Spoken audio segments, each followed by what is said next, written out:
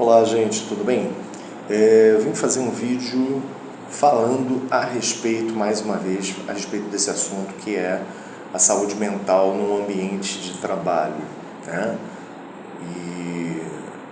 E atualmente, né, principalmente, estamos no mês de maio, e sabemos que a partir do dia 26 de maio as empresas vão ter que se coordenar em relação à questão do cuidado em relação aos seus colaboradores, ou seja, as empresas elas precisam se adaptar no sentido de cuidar da saúde mental, né, dos seus funcionários. E esse assunto que sempre vem à tona, que é falar sobre o burnout, né, e tentar compreender melhor os seus sintomas e como tudo isso se processa, né, em termos de saúde mental. Eu vim aqui falar de uma reportagem da BBC News que fala sobre os sinais de alerta do burnout que não devemos ignorar. E essa reportagem ela fala de uma forma bem sintética, né, as cinco fases que o burnout ele se processa. É claro que é uma forma nova, né, de tentar compreender no sentido de entender esses momentos, né? Até então entendíamos o burnout como uma situação que está sempre correlacionada a esgotamento, a uma situação de esgotamento no ambiente profissional, mas entendíamos sempre falávamos de uma forma que o burnout ele acontecia e quando ele já estava instaurado, né, a pessoa na realidade já passava por todos esses processos, né, do esgotamento profissional e normalmente já apresentava algum tipo de transtorno mental, né, normalmente um quadro de ansiedade ou quadro de TEPT, né, transtorno de ansiedade pós-traumático, ou quadros depressivos. Então, sempre lembrando na realidade que o burnout é uma síndrome, ela não é vista como um transtorno, apesar do DSM, né, da nova versão, né, DSM-5, relatar, tem um capítulo específico que fala, ele cita, né, a questão do burnout, mas não necessariamente como um transtorno. Ela não é visto como um transtorno, mas sim um conjunto de sintomas, né? Então, assim, nessa reportagem da BBC News, na realidade, comenta-se que o burnout ele vem categorizando em termos de níveis. E o primeiro nível, na realidade, é o que eles chamam de período de lua de mel. O que seria isso? Em que o indivíduo lhe diz sim para tudo, acumulando mais trabalho do que deveria, e estresse aparece como consequência. Ou seja, é aquele momento inicial em que o colaborador ele acha que vai dar conta de todas as coisas, né, no seu ambiente de trabalho, ele não consegue perceber essas nuances dos quadros prováveis de quadros de ansiedade, e ele vai, na realidade, tentando dar conta disso, né? Sempre, não, eu consigo lidar com a pressão. No segundo momento, esse colaborador ele vai começar a apresentar uma sensação de desmotivação, né? E aí a reportagem fala de mau humor constante e pode se transformar em apatia, e daí pode evoluir para uma sensação de distanciamento, ou seja, primeiro é o momento de dar conta de tudo, e aí de repente ele passa por uma apatia, por uma sensação de desmotivação, né? Ele começa na realidade a tentar se desligar das responsabilidades. Um terceiro momento é o abandono, em que o colaborador ele deixa de fazer coisas que considera importantes, como sair com os amigos, ou para encontros, ou questões que são importantes no cotidiano, deixando de desfrutar de atividades que antes ele gostava de fazer.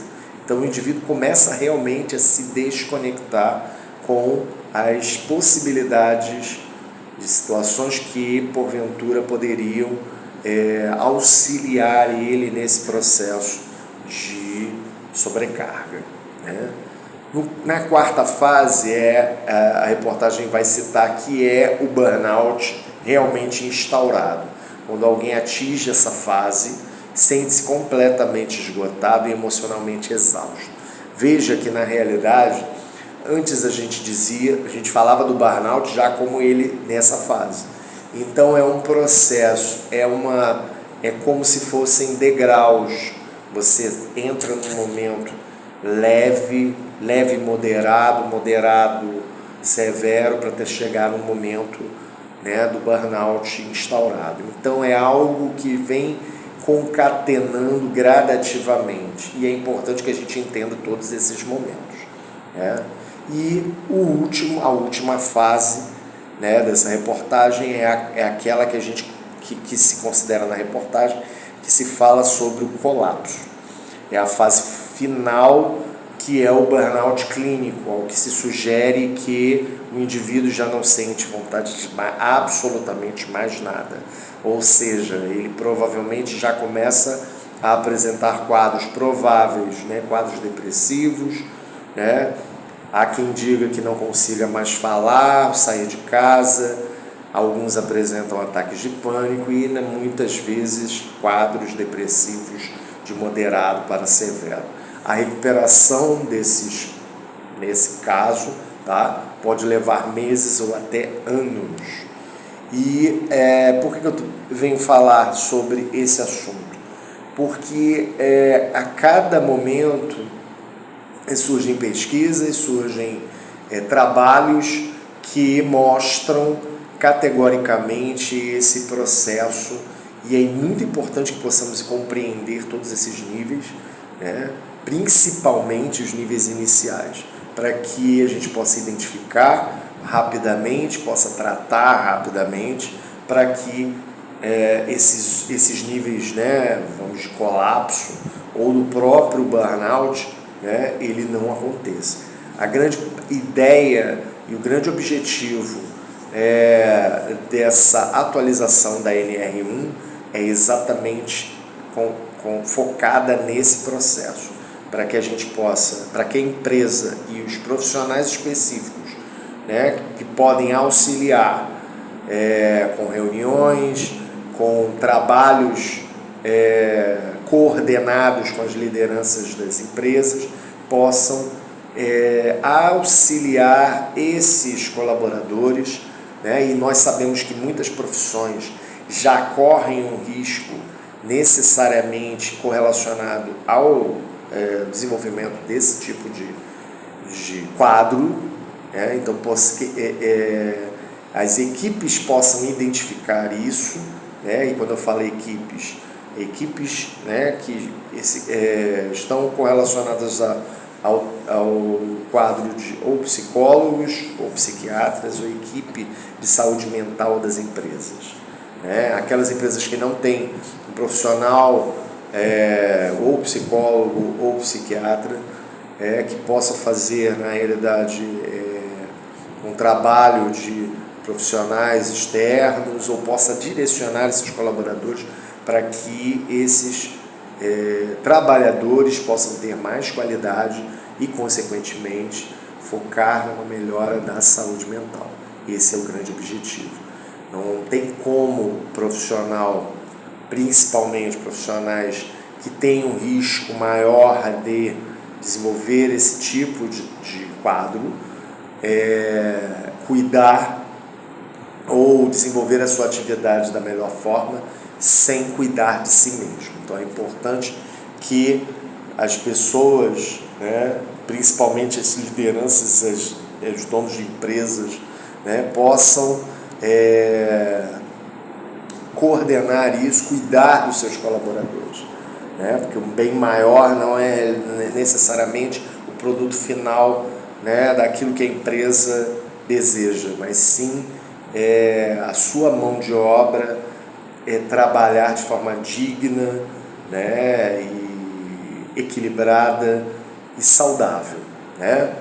E aí eu termino, na realidade desse vídeo, com um pensamento, tá? Que eu acho que é extremamente importante que possamos entender, possamos cuidar de nós mesmos antes de cuidar das pessoas, né? Principalmente aquelas profissões que têm esse foco, né? No contato humano, né? Então, como é que eu vou cuidar de alguém se eu não estou bem, né? Então, assim, meio ao ritmo acelerado e as dores que atravessam, né, a vida, muitas vezes nos esquecemos de respirar, muitas vezes esquecemos de cuidar de nós mesmos. Mas o cuidado que nós oferecemos só é pleno quando também somos capazes de voltar, o olhar para dentro, de escutar o que em nós pede pausa, presença e gentileza. Michel Foucault nos lembra que o cuidado de si é ao mesmo tempo um processo de conhecimento e uma forma de resistência. Então, que possamos resistir ao esgotamento não apenas com técnica, mas com afeto, cuidando do outro ou cuidando das nossas atividades que precisamos, sem jamais deixar de nos incluir nesse processo. Possamos pensar mais na nossa própria saúde.